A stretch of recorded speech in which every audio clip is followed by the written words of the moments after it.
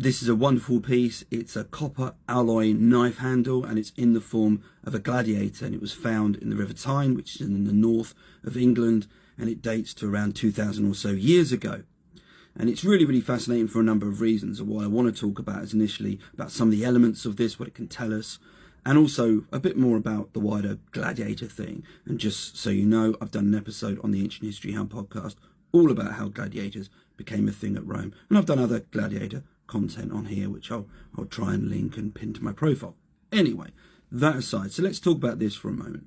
So as you can probably see, this figure is a gladiator, and a particular type of gladiator. It's thought that this was a secutor, and it's worth remembering that gladiators fought in particular styles, and it's also thought that as a gladiator you'd learn a particular style, so you wouldn't necessarily multitask, though I'm sure that did happen on occasion. Largely though, you'd train and learn to fight in one particular discipline.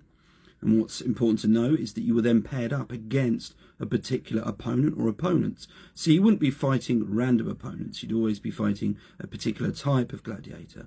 And there wouldn't be these large sort of all-in fights where you've got dozens of gladiators. What we tend to find is that it supports, or rather the evidence supports one-on-one, often with a referee there. So again, that context needs to be thought about and considered. And this is important because the type of gladiator that this type of gladiator was up against was one which, like other pairings, it looked to heighten the strengths and also aim for the weaknesses. So for example, what you've got here is a secutor type, so well armoured, big helmet, which meant you didn't have great visibility, not great mobility, and you also had a short weapon, you had a short sword. Up against this, you'd have a rotarius. A rotarius, you know, you've seen them, they're really popular ones. They're the ones with the trident and the net.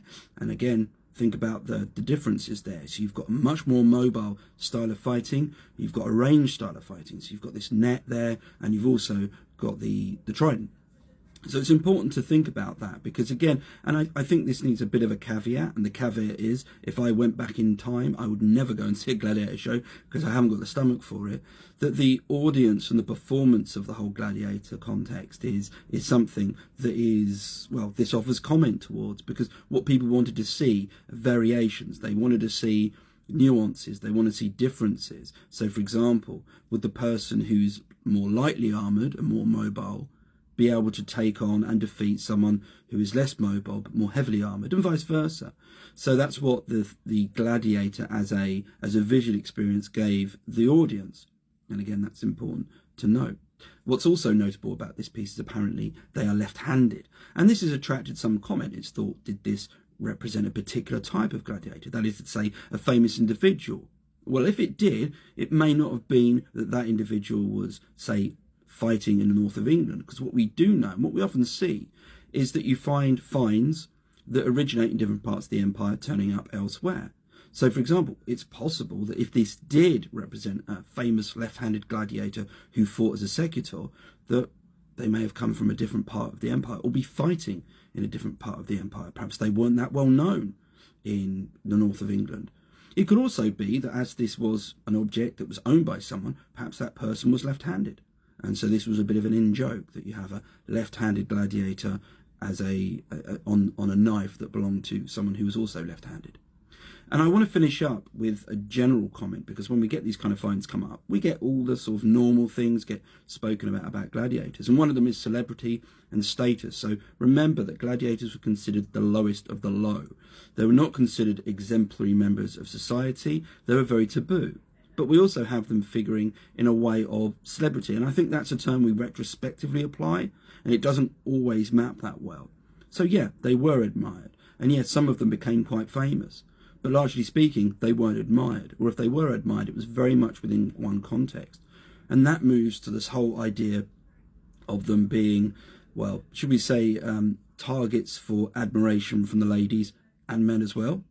Now, we can kind of argue this, because often when gladiators come up, people talk about, oh yes, and they had affairs with Roman senators' wives and all this kind of stuff. Now, I'm not doubting for a moment that this would have happened, because statistically, it would be crazy if it didn't.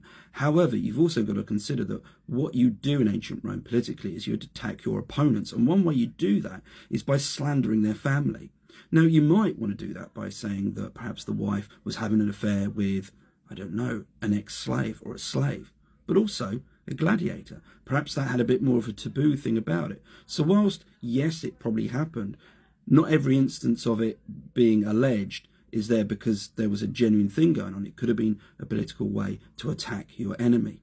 And on one final point about the whole gladiators, and it's something that Professor Maxwell, I think he's Prof. Maxwell, I will stick his handle in the comment here, he's done a brilliant piece of work about gladiators and the whole aphrodisiac thing. So there was this thing about gladiator sweat being sold as an aphrodisiac to women who would then use it for their husbands.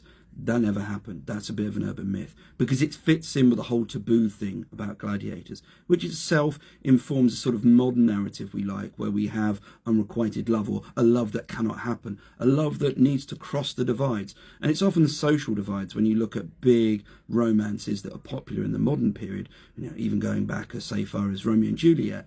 It's about love that can't happen. And obviously with a Roman matron and a gladiator, you've got a narrative there which fits brilliantly into that sort of more modern convention. So again, I think that sometimes when we have these ideas about gladiators, they're largely formed because they map very well with modern narratives. But of course, I'm not saying it didn't happen. I'm just saying we have a nice way of sort of retrospectively considering how and imagining how that might have happened.